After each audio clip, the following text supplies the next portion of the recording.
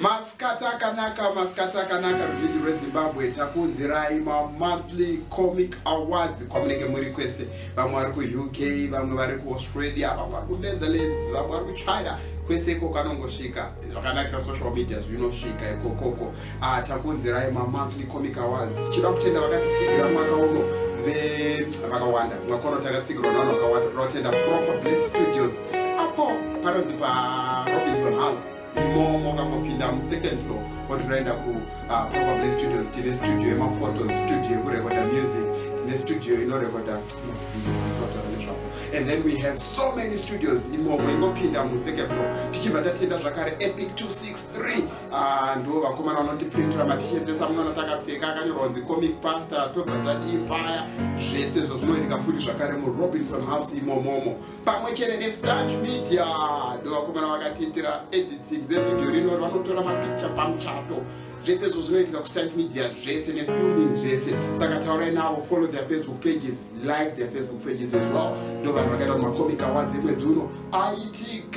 Right, tichida kutanga kutaza macomic awards rangoti welcome Minister Patrick Chinamasa. Toti ndarama uya ku social media tatisinawo minister kuno taishaya munhu anotimirira. Tinoda kuita welcome asi muzive ndarama panoshaurwa munhu panodenwa munhu. Saka ndarama ungaita pingoziva kuti social media ndo zvairi. But welcome Minister, we're so excited to have you as our social media minister. I don't know what title they gave you, but we just know you are there to monitor our works.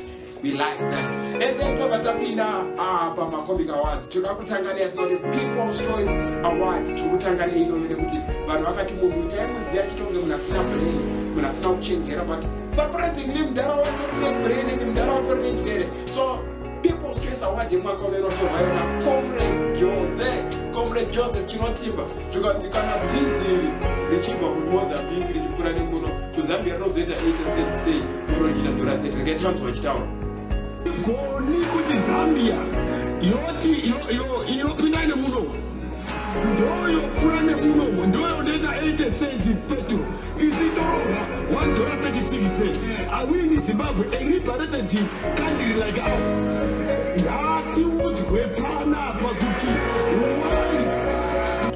That was Joseph Chinotimba. Achitiba from God that can parliament. Don't want to show man on parliament can go pin out Akuna. Sakatrumoti Comrade Chinotimba Notora, the People's Choice Award. Top at a pin is Spaniatinotio, a female celeb of the month of October. With October, on what you piece out woman. Right, Tinema Ness from Miami Air Base, Regatunga owner.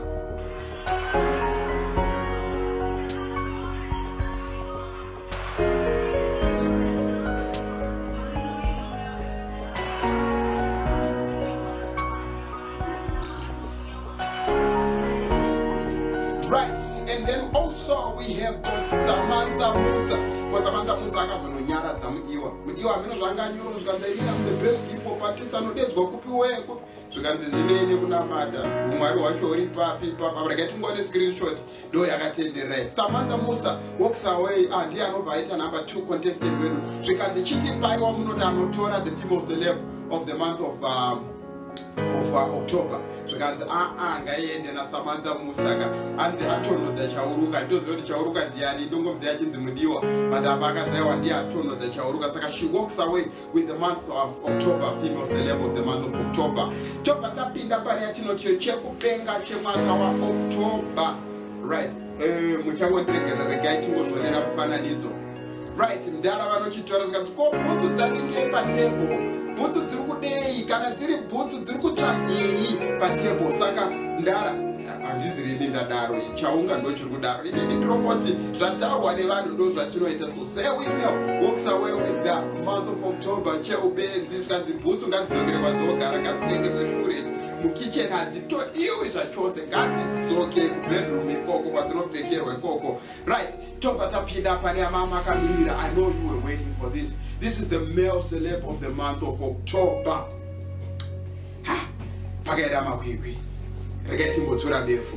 Right, pa number 1 tinaye mukomana anonziye Desmond Chideme. Desmond Chideme onaye anopinda mumacomic awards waya mushure mekunge ataura yekuti ngatitezve kurostana macomedians vesanzira inini Desmond Chideme. Kubva kwaita umwe mufana wechidiki anonzi Niga Tinaye kana kuti Tinaye Chikate Wayne akamuti Desmond Nyarara, we don't want to roast you to revive your dead career. Saka stana aripo ipapa kuti career yakatofa kudare kuimba mudara kusatombode kudenza. Right, pa number 2 tina mukomana andizitoka chikutsura musiyani nevakadzi vevanhu tinawo baba arega tingoona vachirohwa nevakomana pasi petsoka. I think vakabatwa neinonzi homicide kana kuti home sokoro. Kune vakomana vanoti vakakubata vehome sokoro unonyatsoziva kuti pasi petsoka panoibva. Rega tivaone vachirohwa.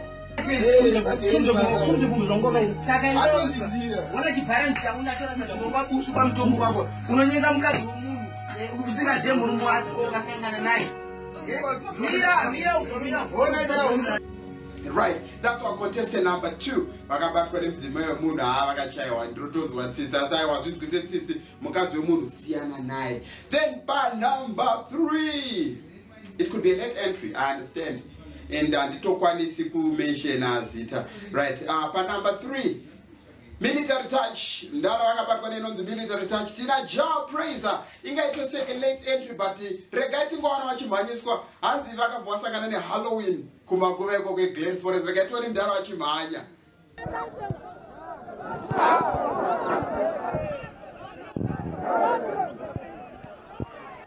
Right, vakabva vatiza nechaunga zvikanzi number 4 zvikanzi comic pastor. Mudara ngaachisiya basa, mudara ngaachimbozorora. Tina mudara Ruben Baro zvikanzi pavafana vechidiki inga vakawanda majournalist ariko arimbo pavafana vechidiki. Regai timunzwa mudara Ruben Baro achitaura.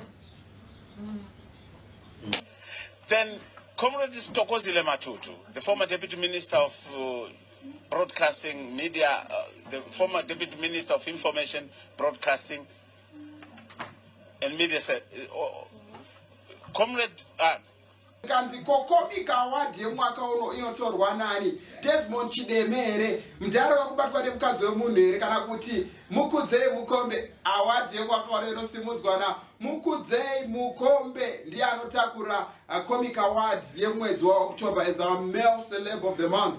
Right, tobva tapinda pani yatinoti your overall winner of the month of October. Right, say week no vanopinda ipapa neshangu dzavo, regai tingovaona neshangu zvakare. And then we also have got yes, Jah Praiser is in, and also we have Baba vekubatwa nemukadzi wemunhu. Right. But the overall winner of the month of October, ladies and gentlemen, I cannot announce this. Regati kumbire Victoria uyo tishitsiro gitare rimwe tishitsiro gitare. Overall winner yedu tichishitsa gitare ku MTM Military Touch. Regati tabidzwe gitare. Thank you so much, Vicky. Tinoishita iyo kuda Mukudzei Mukombe kana kuti Jah Praiser tichiti mudara aiwa zvinoitika musiri celebrate kutanga kurohwa.